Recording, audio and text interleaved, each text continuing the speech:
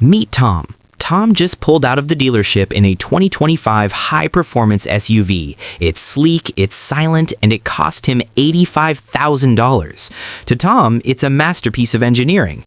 To the bank, it's a 7-year anchor. Tom hits the highway and needs to merge. He floors it, expecting that instant electric torque to pin him back in his seat. But the car hesitates. It feels heavy, like it's gasping for air it doesn't even need. Suddenly, a message flashes on his 15-inch dashboard screen. Want 0 to 60 in 3.8 seconds? Upgrade to Acceleration Boost for $99 per month. Your current 0 to 60 is capped at 5.2 seconds. Think about the sheer audacity of that. The electric motors in Tom's car are already capable of that speed.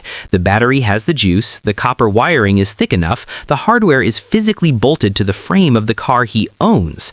But because of a concept I call digital fragility, the manufacturer has placed a digital padlock on the motor's potential. They aren't selling Tom a car, they're holding his engine for ransom. Tom is paying for the weight of a powerful motor, but only getting the performance of a golf cart until he swipes his card again. If you've bought a car recently, you aren't a driver anymore. You're a recurring revenue stream. You are a user in a world that used to have owners. I'm David. I spend an unhealthy amount of time obsessing over the invisible strings corporations use to turn us from sovereign owners into dependent users. The auto industry has undergone a massive, quiet shift. They realize that selling you a car once every 10 years is a bad business model. They want a relationship with your wallet every single month. They call this software-defined vehicles. To you and me, it's just a fancy way of saying everything is a subscription. If you've ever felt that pit in your stomach when an $800 car payment hits your account, or if you're sick of your car snitching on your driving habits to your insurance company so they can hike your rates, you're in the right place. Today, we're performing a forensic audit on the American auto industry. I want to show you why new is almost always a scam, why connected is a code word for monetized, and how a framework I call the dumb car arbitrage is the only way to opt out of surveillance capitalism and reclaim about $3 million of your future. To understand why Tom has to pay a monthly speed tax for an engine he already bought, we have to look back exactly 100 years. In 1924, the Phoebus cartel met in Geneva. These were the titans of the light bulb industry: Osram, General Electric, and Philips. Their problem? Their bulbs lasted 2,500 hours. If a bulb never broke, people didn't buy new ones. So they issued a secret decree, forced the bulbs to burn out in 1,000 hours. They invented planned obsolescence. They realized you make more money selling a mediocre product 5 times than a perfect one once. Then Alfred Sloan at GM took it a step further. He knew he couldn't make engines explode, so he invented psychological obsolescence. He changed the tail fins and the chrome every year. He didn't change the engine, he changed the look. He made sure that if you drove a 1923 model in 1925, your neighbors knew you were failing. He weaponized your ego to empty your wallet. But in 2026, the game has shifted again. We've moved from hardware failure to software lockouts. There are 2 main ways they're getting you. 1, the privacy tax, the snitch in the dash. Your car is a snitch. Modern vehicles are smartphones on wheels. Every time you hard brake, every time you take a corner too fast, every time you drive late at night, the car logs it. In 2024, it was revealed that GM and other manufacturers were sharing this data with LexisNexis and Verisk, who then sold it to insurance companies. People saw their premiums spike by 50% without ever getting a ticket. You're literally paying for the hardware they use to spy on you. 2, the repair trap, the $1,500 bumper.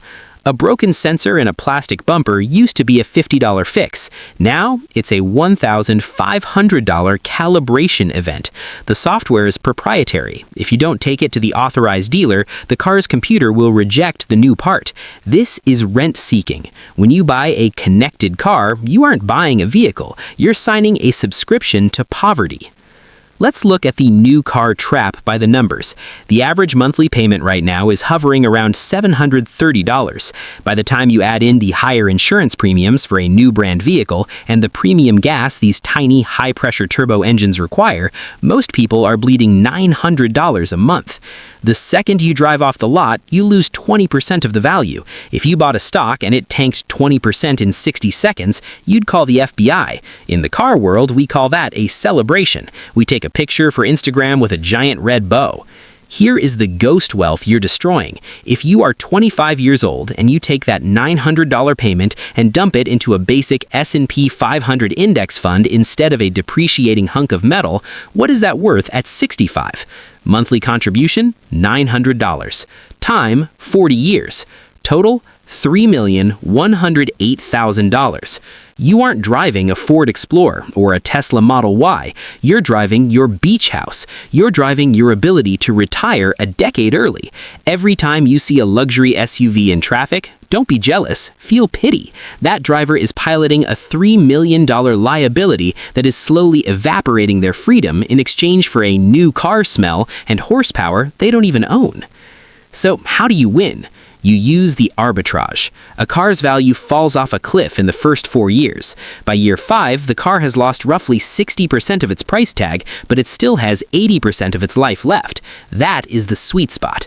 Buy the 5-year-old dumb car. Look for the 2018 to 2020 era. This was the peak of physical buttons. You want a car where the seats, the AC, and the radio are controlled by switches, not a software permission. Kill the surveillance. If the car isn't connected, your driving data stays between you and the road. You regain your privacy by opting for legacy tech. The golden reliability hack. A 5-year-old Toyota or Honda with 50,000 miles is a better machine than a brand new one. The recalls have been settled. The previous owner already paid the $20,000 new car smell tax for you. The golden period. Drive it for a decade. For the last 5 years, you have 0 payments. You sweep that $900 a month directly into your freedom fund. This requires an ego death. You have to be okay with having the older car in the office parking lot. But while your coworker in the leased Mercedes is one layoff away from the repo man, you have liquidity, peace of mind, and a $3 million head start.